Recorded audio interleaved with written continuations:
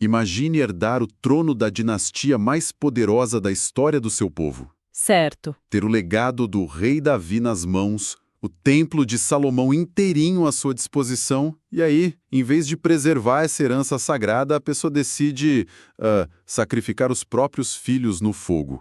Nossa, é uma quebra de expectativa brutal, né? Sim, é tão absurdo que desafia a nossa compreensão, mas é exatamente isso que acontece no capítulo 28 do segundo livro das Crônicas. Então, sejam muito bem-vindos para quem acompanha este mergulho profundo nas Escrituras. Olá! Hoje a nossa missão é explorar um dos períodos mais obscuros da história do povo de Deus, focando no reinado do rei Acaz de Judá. Vamos usar comentários bíblicos e análises teológicas como nossas fontes hoje. E olha, é um período que exige muita reflexão da nossa parte. Analisando as notas teológicas, o que mais me chama a atenção é a forma como a Bíblia expõe tudo isso, sabe? Sem esconder nada, né? Exato. Não tem filtro.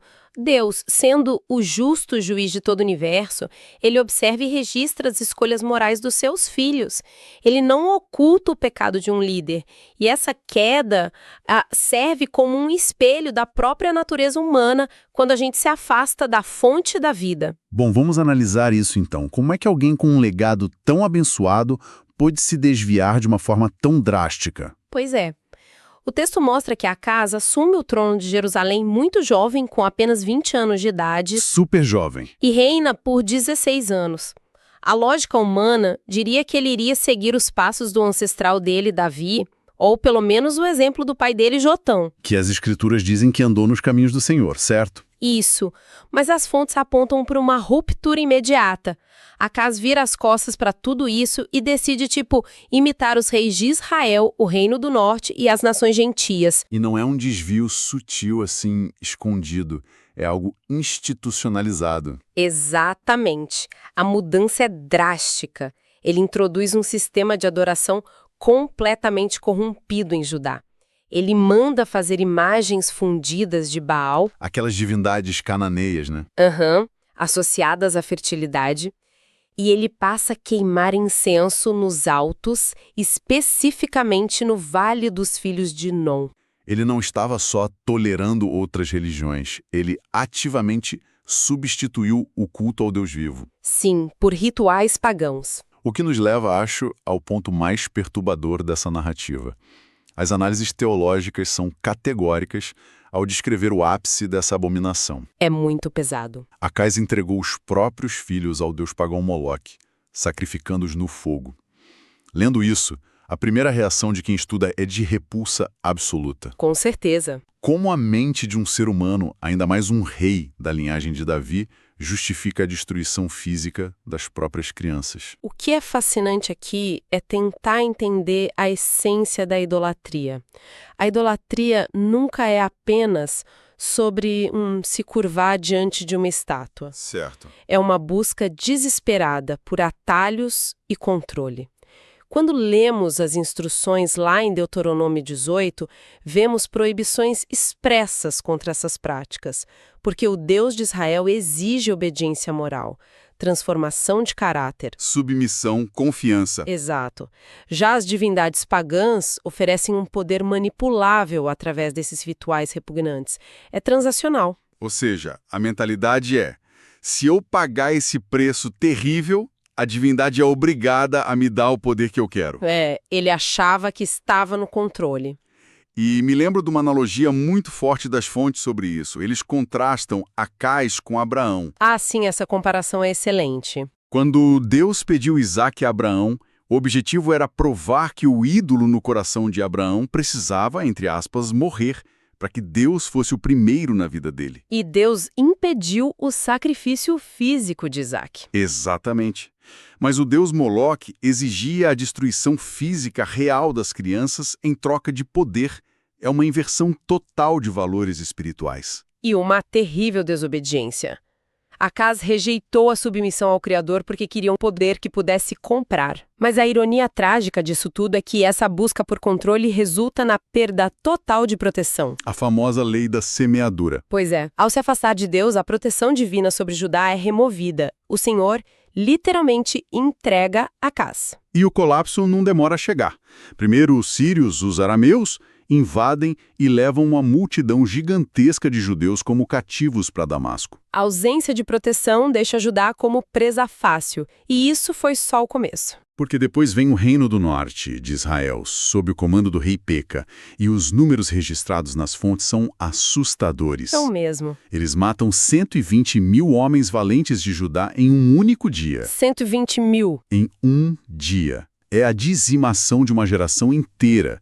E, além disso, eles levam 200 mil mulheres e crianças como cativos para Samaria. Submetendo essas pessoas a uma humilhação total. Muitos foram levados nus, deixando um rastro de trauma e devastação. Judá ainda sofre ataques dos edomitas e dos filisteus.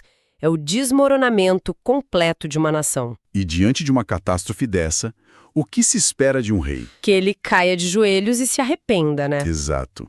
Mas aqui é onde fica realmente interessante. As fontes usam um termo incrível para descrever a atitude de Acaz. A síndrome de Estocolmo espiritual. Sim, a vítima se apegando ao agressor. Isso. Ele faz exatamente isso espiritualmente. Em vez de clamar a Deus na angústia, depois de ser massacrado, ele passa a adorar os deuses de Damasco. Os mesmos deuses do exército que acabou de derrotá-lo. É muito irracional. Ele pensa, se os deuses da Síria ajudam eles, eu vou oferecer sacrifícios a eles também. Isso mostra como o pecado cega a mente humana.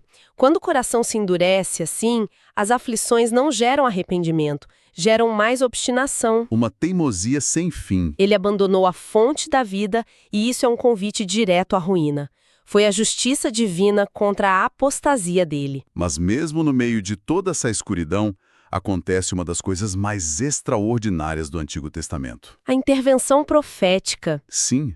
Enquanto esses 200 mil cativos, humilhados, estão chegando a Samaria, um profeta do Senhor chamado Oded sai ao encontro do exército de Israel. E a coragem do Oded é impressionante. Ele repreende duramente esse exército vencedor. Ele diz que eles agiram com crueldade, né? Que eles erraram a mão e que a ira de Deus estava sobre eles também. Exato! E o mais surpreendente é que os líderes de Israel escutam. Eles se arrependem do excesso. Eles simplesmente param tudo, libertam os cativos, usam os despojos que tinham roubado para vestir os que estavam nus, dão de comer e beber. Ungem as feridas das pessoas. E colocam os mais fracos em jumentos, levam essa multidão até Jericó, a cidade das palmeiras, e devolvem eles aos seus irmãos de Judá. Sabe, não é incrível como essa cena histórica prefigura a parábola do bom samaritano contada por Jesus em Lucas 10? Totalmente. Se conectarmos isso ao quadro geral, vemos que, mesmo quando Deus disciplina seu povo, a sua misericórdia prevalece. É um contraste enorme. Sim. Esse ato de compaixão no Antigo Testamento é um raro exemplo de uma vitória bélica, resultando em virtude e graça. Mostra que Deus estava ali, disposto a intervir para proteger os vulneráveis, contrastando fortemente com a perversidade do próprio rei Acaz. Deus deu uma prova viva do amor dele, mas Acaz, incrivelmente, ignora o milagre do retorno dessas 200 mil pessoas. Ele estava cego. Ele vira as costas de novo e vai buscar ajuda com o rei Tiglat-Pileser da Assíria. Maior império da época. Ele pega os tesouros sagrados do templo de Deus para pagar por proteção política. Uma diplomacia do desespero, e que resulta na famosa teologia da ruína, porque o rei assírio, em vez de ajudar, acabou oprimindo e sitiando Judá. Uma das fontes diz uma frase muito boa: a aliança com o inimigo nunca satisfaz. Nunca. E no auge da angústia dele, encurralado, ele comete transgressões ainda piores. Ele vai até Damasco, vê um altar pagão e manda copiar a planta desse altar. Ele remove o altar de bronze de Deus. Ele tira a estrutura que Deus instituiu. E aí ele faz o impensável, o ato supremo de rebelião. Ele fecha completamente as portas da casa do Senhor e espalha pequenos altares pagãos por todos os cantos de Jerusalém. Ele literalmente tranca a porta da graça. Então, o que tudo isso significa? As fontes trazem um debate muito bom sobre os tipos de obediência. A obediência cega por medo do castigo e a obediência voluntária por amor. E Acaz rejeitou ambas. Ele escolheu deliberadamente a ruína. O Senhor humilha o orgulho do homem para levá-lo à salvação, mas a decisão final é sempre humana, sabe? Com certeza. Fechar as portas do templo é a metáfora perfeita para um coração que expulsa o Espírito Santo. A morte dele é tão indigna que ele sequer é sepultado nos túmulos dos reis, deixando esse caos todo para o filho dele, Ezequias. Uma história densa e muito triste sobre liderança e rebeldia. E para consolidar tudo isso, a gente vai mudar o tom agora para um fechamento devocional, lendo algumas aplicações espirituais que extraímos diretamente das nossas fontes hoje. Este capítulo fala sobre o reinado de Acás, rei de Judá, que se afastou do caminho de Deus, levando o povo à idolatria e à apostasia. 1. Liderança e responsabilidade espiritual. Acás, como líder, teve um impacto negativo ao conduzir o povo para longe de Deus. Isso nos ensina a importância de líderes espirituais que guiem com integridade e fidelidade à palavra de Deus. Como cristãos, somos chamados a ser exemplos positivos em nossas comunidades, influenciando outros a seguir a Deus. 2. Consequências da idolatria. O capítulo mostra como a idolatria trouxe destruição e derrota para Judá.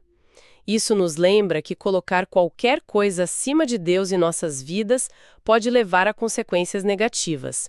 Devemos sempre buscar colocar Deus em primeiro lugar. 3. A misericórdia de Deus. Apesar da rebeldia de Acás, vemos que Deus ainda estava disposto a ajudar seu povo quando eles clamavam por ele. Isso destaca a misericórdia e a graça de Deus, sempre pronto para perdoar e restaurar aqueles que se arrependem.